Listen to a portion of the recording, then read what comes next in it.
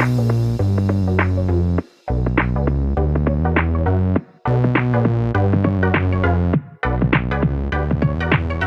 welcome everybody to another episode of Chris and Dave's Reality TV Cast. I'm one of your hosts, Chris, and my co-host and very good friend is Dave. Hey there, Chris, and hello to our listeners out there. Welcome to Chris and Dave's Reality TV Cast. We are covering I'm a Celebrity, Get Me Out of Here, Series 24, episodes 14 to 22, or week 3, Chris. Sorry, I was chuckling there. I thought I'd get the old cup out. I'd do the Bane trick and just sort of made myself laugh at how ridiculous I was being. But anyway, where would you like to start today? Well, I've got to say, Dave, and I've seen loads of this online the last couple of weeks and this week as the show's finished. I'm throwing it out there. And you did say this before me, like, what a cast. I think this is probably one of the best casts they've had. For the fact that, all right, I know Jane and a bit of Dean had his moments, but overall, what a really great bunch of people I think they've had on the show. I think they've been a massive, difference. Normally, obviously, you've had Farage on there in the past, and you know some fucking bell-end politicians, but then this year, I think they've got the mix perfect, and there's not really been any drama, has there really? There's a little, there's a little bit with Dean. He was the second one out, quite rightly. And from there, I've just enjoyed it. I've enjoyed that. Even when Dean was being silly and doing the different challenges for the first few days. And then it was a case of Deck going, we need somebody else to do the challenges. Can't just be him for 3 weeks. So obviously that changed. But honestly, I've felt like watching this, I've had so much fun, and it's a completely different type of reality show than what we normally do. You know, we usually go in the fame hungry. And they have had some sort of fame at some point, and there is a platform which we'll probably talk about. And I said it the last few episodes, but honestly, I felt like everyone in it has just been dead genuine, and I've really, really enjoyed it. And I didn't think I'd say that at the start of it, Dave. I thought, this is going to be a long slog, and it's not. It's been such good fun every night watching it. Yeah, and it sort of makes you positive for humanity, doesn't it? I mean, especially when we do maths and stuff, we're watching it and fucking hell, the human race is fucked. Everyone is just a wanker, just on different levels. And this is weird. I'd forgotten they had Farage in last year. Thanks for reminding me of that. But thankfully, no, maybe that's the secret, Chris. Don't have fucking politicians who are collecting a fucking salary as well and in the fucking jungle. So, yeah, definitely for different reasons, lots of different personalities, but everyone just seemed to get on, really, didn't they? And so I when it got down to, once Jane had gone out, I have to say, I was like, yeah, I could make a good case for anyone. You know, and actually, you know, you don't want the different people to go out. I have to say there, though, Chris, you know, I know we joke about the reality radar. Pretty sure I did call Danny in week 1. There's just something about his demeanor and everything. It's just like, yeah, you know, unless something goes particularly badly, you go down well with the public and probably win. But I tell you what, I'd have been quite happy to see Colleen win it as well. I thought she was great. I mean, we could talk about some of the challenges and stuff. I think Colleen actually was stealthily avoiding a lot of the challenges, wasn't she? She got away with a lot of them. And then the one with the snakes right at the end there, you could see she wasn't liking that at all. And they definitely seem to disappearing up Danny's trousers by the looks of it.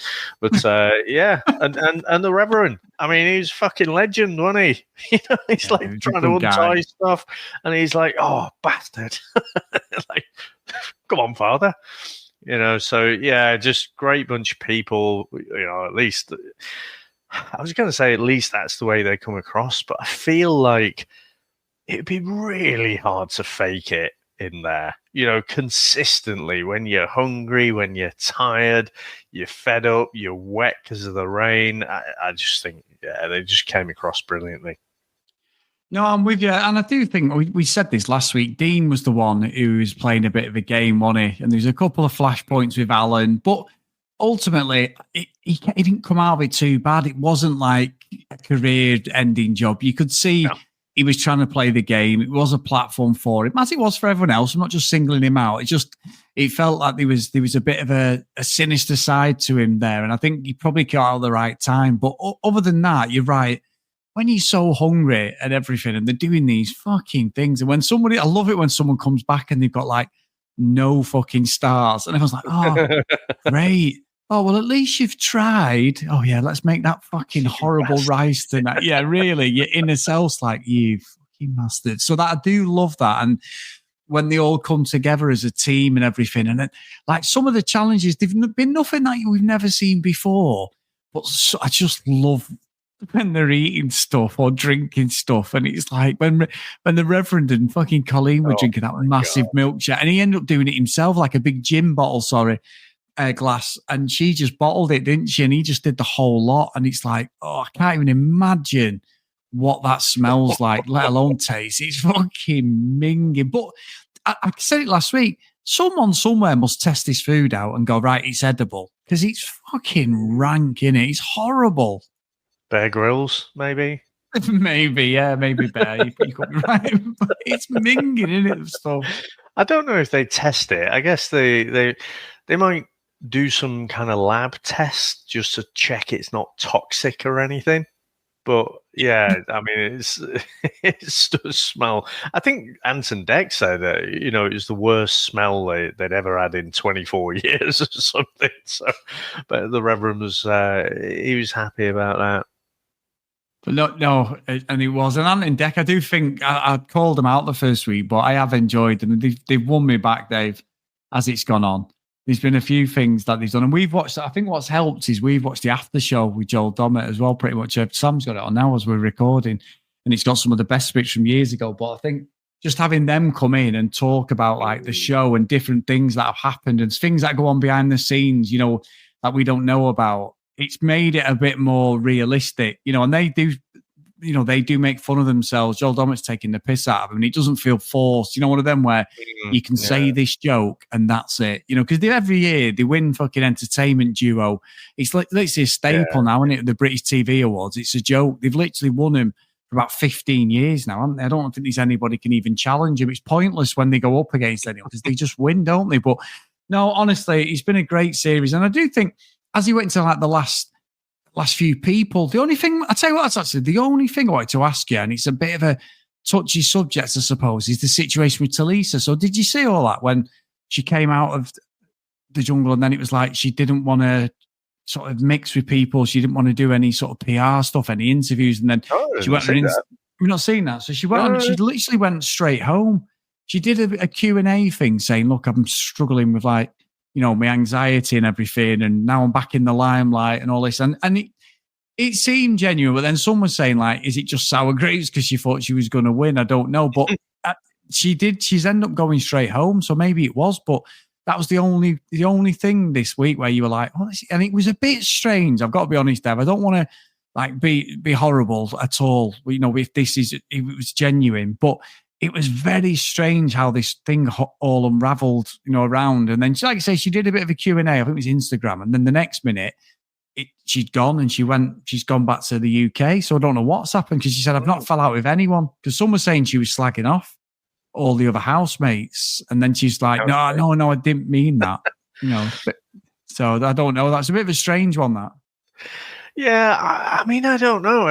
The thing I do love, you said it several times, but the fact that they are starving them in there, and I think the Reverend said, "Oh, I thought off camera we'd all get slap-up meals and stuff." But, the fact that they are starved, the brain's a funny thing, isn't it? So under stress, you don't know how you're going to feel and how you're going to react.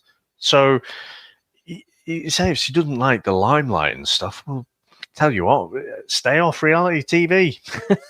Yeah. That seems to be the obvious thing. But she might have thought, or her agent might have had a word with her, if you want that new conservatory, you're going to have to do some reality TV or something. So she agreed to do it. But then, the stresses that the environment puts you under might put her in a different place. So personally, I wouldn't read too much into that. Yeah, honestly, like I say, if it was, if it is an anxiety, there's no way I'd be calling that out. But yeah, it could just be that. You're right. There is so many things they do, and they get paid for it, don't they? They have a set fee. Because I saw, obviously, we know a little bit of a spoiler if you haven't seen it, but Danny wins. But then there's all these articles going, Danny upset because he didn't get to keep the crown and the fucking, the big, and it's like, it's a fucking fake thing it's a prop. And then they say, and they're like sensationalizing it, like Danny Jones wanted to bring everything home. The fucking, what did he call it, Dave? The big thing. So he had the crown, didn't he? And then he's got that, what's it called? The big handle thing. I'm doing my hand as if you can see me. What did he call it? A king has, not a staff, but he's got whatever it is in his hand. The king or queen ends up with like a scepter. Yeah, scepter. And they make that's it, scepter. And they make a massive thing about it, like he was devastated. And it's like, it's a fucking prop for the thing. It's like watching Rocky or something and they give him the belt. And then he's gutted because off camera, he's not allowed to wear it. Well, it's a fucking film, and this is a reality show. It's not the end of, and honestly, I've saw about 6 articles, and I think he'd made a comment of, "Oh, I'd love to have kept it," but he's not saying like it's ruined. Then you were like, and he's gutted about his money, and it's like, no, it's a set fee from the start. They all have different money. Colleen Rooney, they reckons, had $1.5 million for this day. Hell of it. She's got paid the most, but yeah, just a strange one. I mean, just trying to throw anything at the wall, hoping something will stick. And I know it's we're talking about, especially me, I'm one of the worst for slating these shows, but I've just found it really refreshing coming up to Christmas. Just something completely different, dead easy to watch. We're not having to decipher the fucking blag relationships and Instagram fucking bollocks. It's a different thing because we don't do many shows where there's already celebrities in it, and these are celebrities to a point, aren't they? They're not like A-listers, but it'll elevate people. Danny's going to get probably presenting stuff. He's already doing The Voice, and McFly are a big band. Colleen Rooney, I think, is the one who's going to come. Colleen and Reverend Richard are the two I think will come out of this the most. Maybe even BK as well. Is it BK her name? She's come across really well for me. I thought she's going to be a dick, and she's been really nice as it's gone on. The only thing was I watched her on the extra thing last night, and she was fucking hammered on Prosecco, and she's going, oh, you've had Prosecco. And Prosecco, and I'm going to carry on having Prosecco. And you could see Joel Dommett going, holy shit, we're in fucking trouble here. What's she going to do? She didn't. She was just a bit more talkative. But no, I think she's come across really well. Yeah, as you've been talking there, I've just been sort of scouring and looking. So just searching I'm a Celebrity into Google, clicked on the news. And the thing is, the only thing I could see, I'm not clicking on it, but it's got fucking GB News, that well-known fucking rag. That says Danny Jones forced to give back ITV I'm a Celeb prize after winning show ahead of UK return. But I don't see a lot other else. There's something there by The Sun. Also not going to click on that. The only two that seem to suggest there is something are right-wing shithouse rags. So I don't know what to say. Here we go again. The Express, another fucking right-wing rag. So I don't know. I don't know if there's something about it or not. It's a strange one, isn't it? It is strange with the show. You say about their fee, though, Chris. I watch most of these challenges, and I'm thinking, yeah, fuck that write-off. There is no way, and it doesn't matter how much you pay me. I ain't fucking... I mean, those snakes. Fucking hell. The one that was, like, looking right at Danny. Like, I guess these things have been defanged and stuff, but they've still got that animal instinct. They might just still go for you. And again, you're trying to get the stars out. I don't fucking know that, does it? So it's just like, yeah, what are you fucking looking at? You want to have a go? So I'm like, no fucking chance. However, there is one exception where I would gladly have a go. The fucking cyclone. I forget about that. I saw it obviously last year, but it came up and I was like, oh, I remember this. And then, Chris, it looks like so much fun. So even though it looks like hard work, and a tad dangerous as well, I'll be like, oh, my back. But yeah, I think the cyclone, it's just fun, isn't it? It's not a challenge, really. No, it's not. And obviously, we were talking about this off of the podcast today when we were laughing about it, because it looked like, Reverend Richie gets Colleen, she obviously is fit. But then Danny comes out like a gazelle, done his last one on, makes it to the end, and means I'm going, we're going, he's made it here. There was like a massive downpour of water, a big wave, and that. I thought he's got away. And then the next minute, this fucking blue wave just come down and just took him. He was off like a spider in the bath, wasn't he? It was brilliant. I think he was like, "Yeah, we've made it.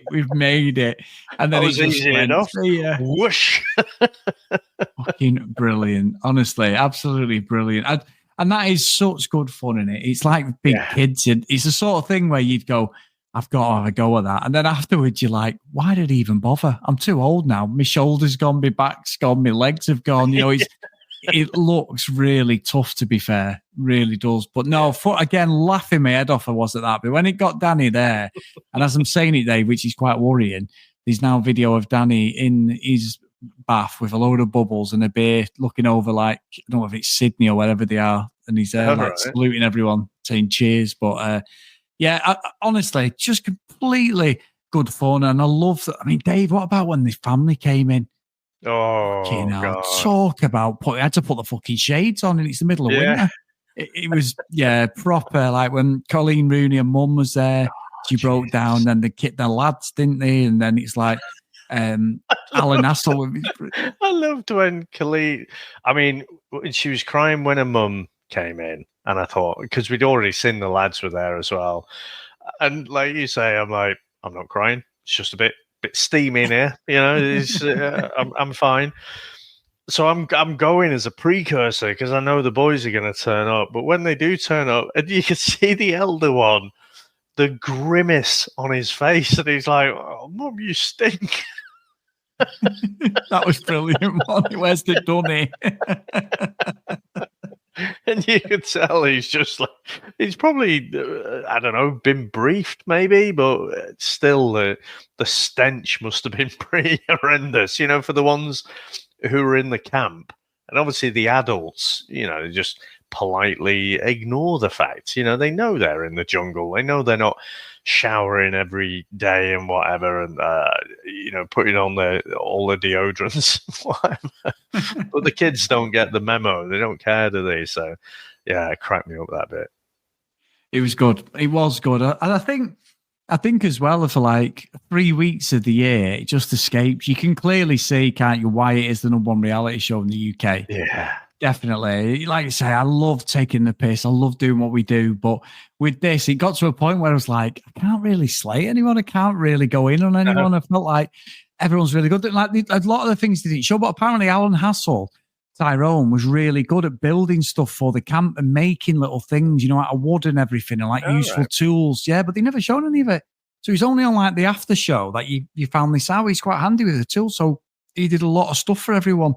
And like, was a bit of a handyman around the camp to fix things and stuff like that. So, you know what I appreciate it, and I'm pretty sure if I went back and listened to week one, Chris, you were slagging him off, saying he was in the Barca bar, thinking he was Bertie Big Bollocks, fucking walking around like he's the big star and everything. I think that says more about your perception than him, from what I've seen. But he obviously loves a dad joke and a pun, doesn't he? And what I loved is when he was doing that challenge with Colleen, and he's got all that fucking shit pouring on his head, and he's trying to catch it, and then they chuck the eggs.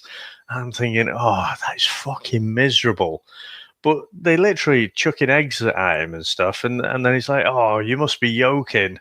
I'm like, that is dedication to the dad pun. That is. It was two though, really impressive. I can't remember what the other one was, but I think it was "You got to be yoking." I was like, "No, hats off to you, sir. Hats off to you." I did love that because Ant and Deck went, "Hey, we do the dad jokes round here," and then he threw another one in there as well, the same thing. But no, he did. To be fair, he come across really well. I thought it was nice when his brother came in as well, and his brother was just like an older version of him, really, wasn't he? But he was just. You could tell it was both chips off the old block. You could tell they were related, couldn't you? Same body shape and everything.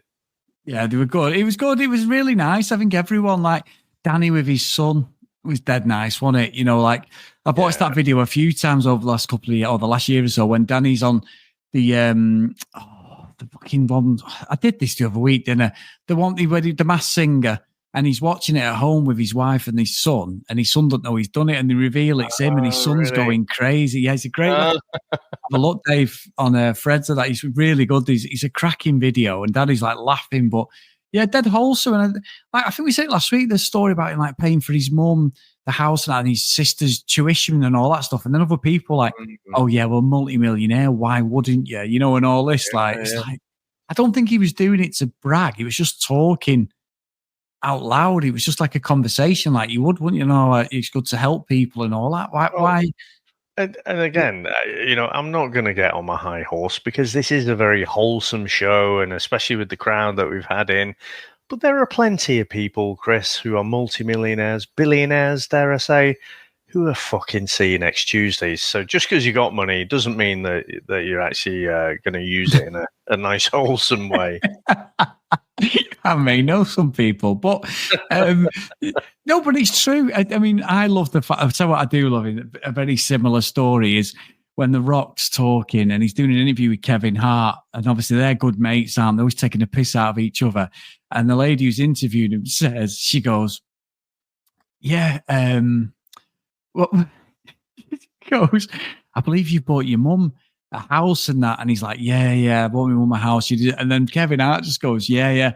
He's just bought his mum a house, because he's not like he's $1 billion fucking movie star who's earned the most money at the box office and starts taking the piss. And he's got this going, "Where to go, Dwayne?" You know, like taking the piss out of him as if to say, fucking hell. He goes, "How long's it taking you to buy a house?" And The Rock, he's crying, laughing, and he's like, "This isn't the first." He's like trying to justify, "This isn't the first house. It's just another house you want." And honestly, Kevin Hart's just ripping him. Yeah, multi-million, billion-dollar fucking movie star buys his mum a house after 20 years or something like that. He says, honestly, it's really funny. He proper plays that. But you're right. Some people are not that generous, I think, at the end of the day. Yeah, definitely. You know, it's funny you say that about Kevin Hart. I can't remember how it appeared. You know, fuck knows how these YouTube things work, Chris. But I saw this roast, and it was Pete Davidson, and Kevin Hart had just got up, and I'm trying to think of who it was. I think you had like Snoop Dogg and Shaq were there as well, and Kevin Hart has just been roasting Pete Davidson, and anyway, Pete Davidson gets up and says something like, "I never thought I'd get roasted by Shaq's dick."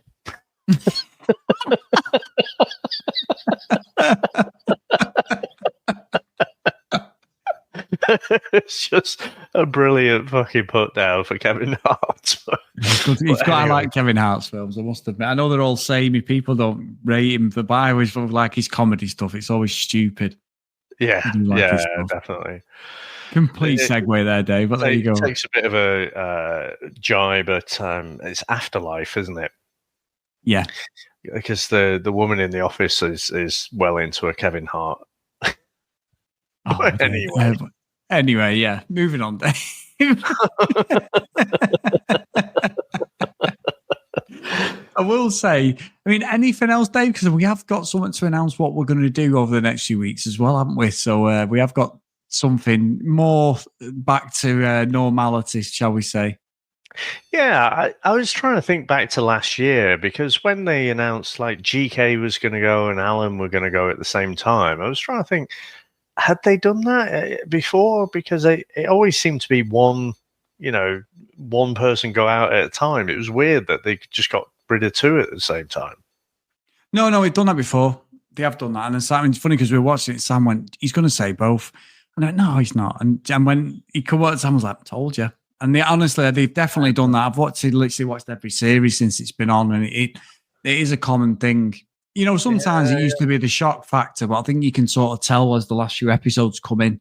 But if you've not had an eviction one night, sometimes it's a double type of eviction. Like Love Island style. I think they just throw it out there now and again. But no, honestly, I think thoroughly enjoyed this series. I think the cast have been excellent, and you can see, like, you see some of the cast members who'll stay in touch afterwards, like Tony Bellew, Sam Thompson, and all that, and they did a little show together, and you can see that they're probably in a little group. Great duo. Oh, they were good. Such good fun. I was watching it. There was a clip of Sam Thompson, because he's doing the after show as well, Sam Thompson. So he's like the guy with Joel Dommett, and there's a young girl on it, and they're just like bouncing off each other. And they showed him with Tony Bellew when they went to Kiosk Keith, and he fucking won. And then Sam Thompson just jumps in Bellew's arms, and he's just like, get off me right now. And then he has a mosquito on his head, and Sam Thompson slaps his head and went, mosquito, look, he's there on my hand. This is Tony Bellew's dying to chin him, but it was a really good friendship, wasn't it? I really enjoyed like what them two together. Sam Thompson's so infectious. So I do think this series, there's going to be some friends for life here, without a doubt. Not just bullshit celebrity stuff. I think genuinely there is some friends. And Dave, we did get Carol Vorderman sliding into the DMs as well. Oh, has she, for Melvin? God, in the DMs. Yeah, in the DMs, Dave. So I think if we go on the bromance for this year, I mean, it's got to go to the Reverend and G.K. Barry, hasn't it? I thought initially, him and Maura were the funniest duo. But actually, as time went on, I thought the interactions, the back and forth conversations, and the thing is, like, G.K. Barry's like throwing out these things, I think for a bit of shock value at times, but she realizes she can't really shock him. So it did make me laugh when she's on about being a lesbian and how, said something like, oh, mostly scissoring, really. And he's like, what's scissoring? Oh, my God. Fucking brilliant. Honestly. He said that he's like, oh, I found out what scissoring is. But yeah, there was something about it. I think someone posted in the chat, you definitely get them on Gogglebox or something like that, Celeb Gogglebox. But I'd fucking definitely watch it for them too. Oh, 100%. 100%. I think they'll have a podcast, Dave. At least there'll be one of her first guests on her podcast when she comes back on it anyway. So, no, good stuff. So, Dave, we've been chatting. What are we going to do next? Because we know we've got like 2 weeks, haven't we? It's Christmas is 2 weeks on Wednesday. Yeah. Like, what are we going to do? So, what we decided is we're going to have a little bit of a pre-Christmas break, but we will be doing a Patreon-only episode as well. Say thank you to our patrons. But then, Dave, the 1st of January 2025, one of our favourite reality shows in the last couple of years is back. And you know what that is, Dave? Oh, fucking love it. The Traitors, Chris. Oh, can't wait. Season 3, BBC One. It's going to be on, the first 2 episodes are on 8 o'clock. So New Year's Day and the second. And then, so it's going to be on, like last time, it's a weird time scale, but it's a Wednesday, Thursday, Friday. And it'll be the first 2 episodes on 8 o'clock. And then the Friday one's 9. It'll be 9 o'clock slot then for the next 4 weeks. But yeah, it's on for 3 nights a week for 4 weeks. It's I always found that really bizarre that it's on at that time slot and then the days instead like Monday, Tuesday, Wednesday, whatever, but they're going for the back end of the week. I can't wait. I fucking love that show. It's so good. And I think just don't ruin it. Don't become too aware of what's going on. The second series was excellent and it did weed out some of the blaggers, but I just don't know. They've got to do something slightly different, but I cannot wait. It's one of my favourite shows over the last couple of years, that. Yeah, it is good as well. I just remember how invested we get. And I still remember, it's not last year, it was the year before, wasn't it? When that first season came out. And it was like, oh, and you told me about it. And I think I binged it in like 2 days. I just couldn't stop watching it. But yeah, last year as well with Paul, he was the villain, wasn't he? He was so smug, he thought he had it all sorted. And yeah, I just remember how invested we get in every single episode. So yeah, I absolutely can't wait for that. Oh, you know what? You just said that, Paul. What a bellend he was. Oh, Dave, I remember him. He loved himself. He thought he had it all laid out, didn't he? And then as it went on, he just got double dipped, didn't he, all the way through. What a brilliant, brilliant show it is. Honestly, yeah. Oh, Paul, yeah. Oh, you did think he was the man, didn't he? Oh, you got me He going. I did. might have to watch it, before it starts, just to remind myself. I Little love it. bit It's of a only 12 warm-up. episodes. Yeah, yeah. Yeah. Oh, Good you know point. what? Speaking of that, I started to watch My Mum, Your Dad. I know the second season. I know you've already It's good. watched it, but yeah, it's pretty good. Honestly, it's really good. And at the end as well, like the payoff from it all, we really enjoyed it. I've got to say, I did enjoy watching it all the way through because it was just something different. I know we didn't cover it on the podcast, but they did it right this time. We said, how are they going to do it second series? Because the parents Yeah. are going to know. Well, they know from the start this time, don't they? There's no, like, if you've not watched it, it's not like they're just driving up to a mansion and leave them and they're sort of like, what the hell's going on?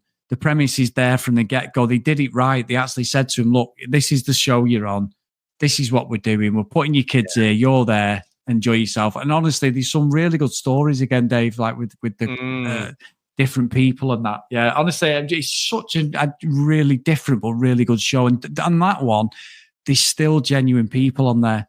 I know obviously someone's had to apply for him, but they just seem like they're not media trained or anything. There's only a couple where you're a little bit like, oh, you're definitely on here for the clicks. But no, and the ones who won it in the first year, one of the couples who stayed together are married, aren't they? The postman who lost his wife. They've been on all sorts of TV shows. Yeah, so that's the one I remember from the first season, and I just remember thinking, oh fucking hell, it was one of those proper tearjerker stuff. So there's not been the same emotional beats to that level, but the music is still brilliant. It's all still just classic 80s stuff. They only play about 10 seconds at a time, and then they're into a new one. So no, it's absolutely brilliant. The fact that they know, like you say, the kids are the ones calling the shots. But yeah, I think I'm 4 episodes in, and so I'm still like, who's going to end up with who? It's still all a bit unclear and a bit messy.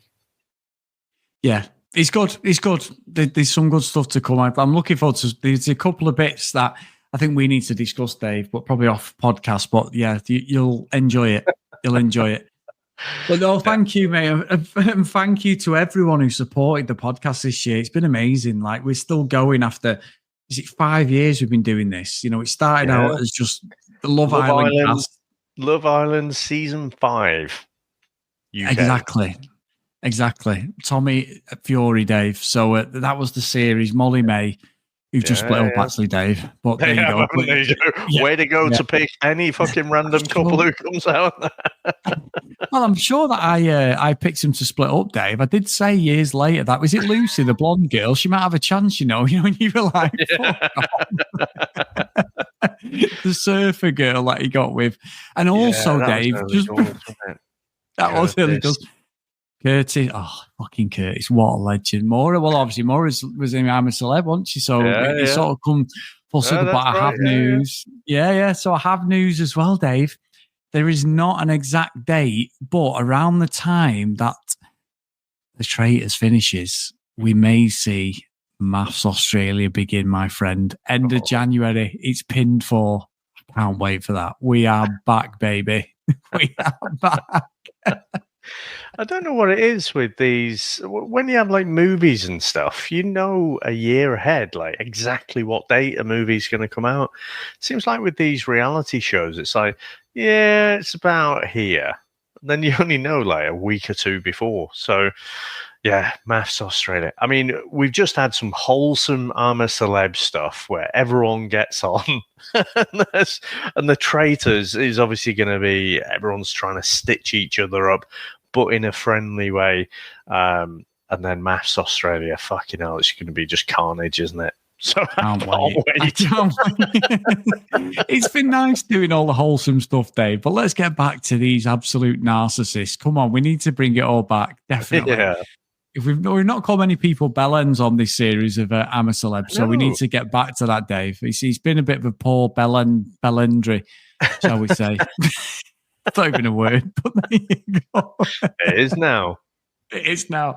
Chris Folt's dictionary. But no, massive thank you to everyone who supported us. I hope you've enjoyed this. And if you haven't watched the show, You can get it on, if you've got a VPN for the ITVX app, we have got a NordVPN link in the show notes. If not, please get onto the front page of the Facebook page, Christmas Day's Reality TV Cast, and there is links there for all the shows that we cover. And again, the chat feature has got a mind of its own, because people, and it's great to see people discussing shows that we're not even covering, just talk about reality stuff. I saw people tonight going, I'm a celeb, what we're going to do? And a couple of people talking about Gavin and Stacey, that if you'd have started it last night, Dave, from the beginning on the iPlayer, by the time it gets to Christmas Eve, you've watched every episode. And then the new show is actually on Christmas Day at 8:30. Me and Sam finished them last week. We watch them every year. So it's our Christmas build up. We started a bit early this year, but we're ready for Christmas Day. So there's things there. There's loads of reality stuff. And me and Sam started watching the Housewives of Beverly Hills, Married to Medicine's back on. So some of our favourites are back out there. Not like we'll ever cover them together, Dave, because there's no way you're doing Housewives. But I love that. It's like there's a certain time that you need to start Die Hard at, so that at midnight, Hans Gruber's falling off the Nakatomi Plaza. Yeah, straight down. Absolutely brilliant. But no, thank you again, guys. If you want to email us, cdrealitycast@gmail.com. If you want to follow us on social media @cdrealitycast. If you do want to support us, please get over to patreon.com/cdrealitycast. So a massive thank you to everyone who supported myself and Dave this year and every year that we've been going, all our patrons, past and present, and everyone who tuned in. So thank you so much. And make sure, if this is the last time you hear from us for a couple of weeks, you have a great Christmas, and we will be back calling everybody Bellends in the new year, because that's exactly how it should be. I'm not turning over a new leaf. There is Bellendry coming back, Dave. I'm bringing that back now as a real word. But anyway, the roll call of honour, and the last roll call of honour for 2024. And a big thank you to Anna, Tilly, Marcy, Stacey, Sinead, Kathleen Sims, Andrew, Nick, Danielle, Kim, Amanda, Larissa, Helen, Nicola, Fiona, Gillian, Keith, Helen, Chloe, Joanna, Libby, Susan, Lauren, Lucky Lulu Green, and Ken Gustafson. So thank you so much, guys. Amazing support for myself and Dave. It's really, really humbling. So thank you. And make sure that Father Christmas brings you all your presents, because he's going to bring everything that I want. I'm still waiting on my Pontiac Trans Am, Dave, but one day it will be on the drive. Well, good luck, and thank you very much, sir. Thanks to all our Patreons and supporters, listeners. Hope Santa Claus brings you everything you want, and we'll speak to you again in the new year. Bye.